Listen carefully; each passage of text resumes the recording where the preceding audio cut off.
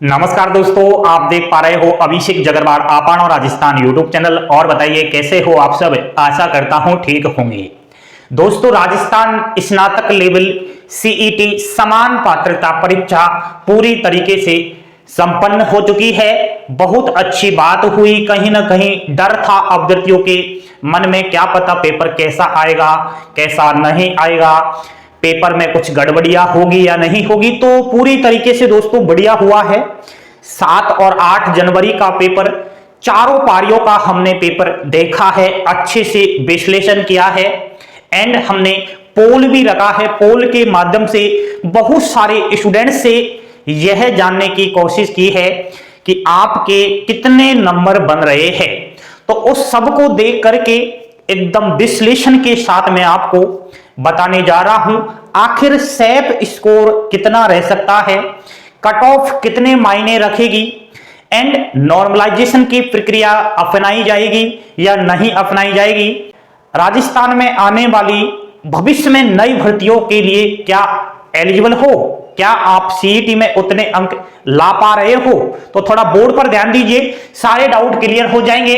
राजस्थान समान पात्रता परीक्षा सीईटी स्नातक लेवल 2023। तो यहां पर सीईटी की मैं बात कर रहा हूं दोस्तों। 7 और 8 जनवरी 4 पारियों में एग्जाम्स पूरी तरीका से संपन्न हो चुकी है। पेपर का अगर देखा जाए तो दोस्तों ना तो ज्यादा हाई पेपर था और ना ही ज्यादा लो पेपर था। पेपर का जो लेवल है वह मॉडरेट था दोस्तों, मीडियम था। बहुत सारे अभ्यर्थियों का यहां पर रिप्लाई आया है। अभ्यर्थी कह रहे हैं सर जीके और जीएस के थोड़े ज्यादा प्रश्न आ गए एंड राजस्थान जीके के बहुत ज्यादा प्रश्न आ गए। कहीं ना कहीं जिस चीज को हमने ज्यादा पढ़ा वो नहीं आया, इसका भी देखा जाता है। एंड 80% स्टूडेंट्स ऐसे हैं दोस्तों सीईटी एग्जाम्स देने वाले, 80% की बात कर रहा हूं और एकदम सच्चाई के साथ मैं आपको बता रहा हूं कि 80% स्टूडेंट्स को सिलेबस ही नहीं पता था। बिना सिलेबस के ही एग्जाम्स देने चले गए और जिसको भी सिलेबस मालूम था उसको यह पता नहीं था कि किस टॉपिक से कितने प्रश्न आएंगे। साइंस के कितने आएंगे, राजस्थान जीके के कितने आएंगे, रीजनिंग कितनी आएगी, कंप्यूटर कितनी आएगी, किसी को अनुमान नहीं था। आप देख रहे हो, आपको पता था क्या? नहीं पता ना। तो ये एक महत्वपूर्ण मुद्दा है दोस्तों कि किसी को मालूम नहीं था कि कौन सी सब्जेक्ट का वेटेज ज्यादा रहेगा। और वेटेज यहां पर हम चारों पारियों में, चारों शिफ्टों में अगर देखें तो जीके का ज्यादा रहा है एंड मॉडरेट पेपर आया है। ठीक है, अब पेपर होने के साथ साथ यूट्यूब पर अपने अपने मत पेश किए जाएंगे कि सैप स्कोर कितना है कितना नहीं है। हमारा भी मत है, तो आपको अब यह देखना चाहिए कौन सा मत भारी है, कहां पर सच्चाई बताई जा रही है और कहां पर विद्यार्थियों के कहीं ना कहीं भविष्य के बारे में सोचा जा रहा है। गलत अफवाहों से बचना है, कोई कुछ भी कह सकता है दोस्तों। Cut off and SAP score की अगर मैं बात करूं तो अगर आपके, चाहे आपने चारों पारियों में कोई सी में एग्जाम्स दी हो, 70 प्रश्न से और 80 प्रश्न भी सही हो गए हैं ना, तो आप राजस्थान की भविष्य में आने वाली भर्तियों में फॉर्म अप्लाई कर सकते हो। कितने प्रश्न? 70 से 80 प्रश्न। अब अभ्यर्थी कहेंगे सर हमारे तो 40 ही प्रश्न थे।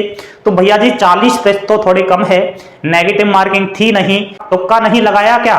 तुक्के से भी बहुत सारे क्वेश्चन सही हो जाते हैं यार। 50-55 वाले भी कहीं ना कहीं मुझे तो सेफ ही लग रहे हैं कुछ कुछ वैकेंसियों में, क्योंकि ज्यादा पदों पर भर्ती आ गई तो वहां पर कट ऑफ गिरेगी। लेकिन मैं आपको 70 से 80 प्रश्न उन भर्तियों में बता रहा हूं 3000 पदों वाली में। ठीक है, 70 से 80 प्रश्न सही करने पर 140 से और 160 अंक अगर आ गए हैं आपके, तो बिल्कुल मजा आ गया है। आप बिल्कुल तैयार हो जाइए, कोई सी भी भर्ती आ जाए बिल्कुल आप फॉर्म अप्लाई कर सकते हो। ये बहुत अध्ययन के साथ मैंने आपको बताया है, यूं ही नहीं बताया है। चारों पारियों के पेपर देखने के बाद, यह पूरा एकदम सटीकता के साथ विश्लेषण करने के बाद मैंने आपको निचोड़ दिया है। एंड दोस्तों नॉर्मलाइजेशन भी इसमें होगा, और जो ये नॉर्मलाइजेशन का खेल है ना, ये अच्छे अच्छों को पिछाड़ देता है और कमजोर से कमजोर को आगे ले जाता है। तो नॉर्मलाइजेशन भी इसमें होगा, घबराए नहीं। इतने नंबर वाले कहीं ना कहीं बिल्कुल संतुष्ट हो, टेंशन करने की आवश्यकता नहीं है। अब आपको देख लेना है कहां पर सच्चाई बोली जा रही है।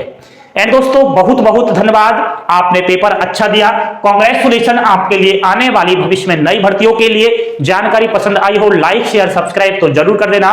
थैंक यू, धन्यवाद, जय हिंद, जय भारत।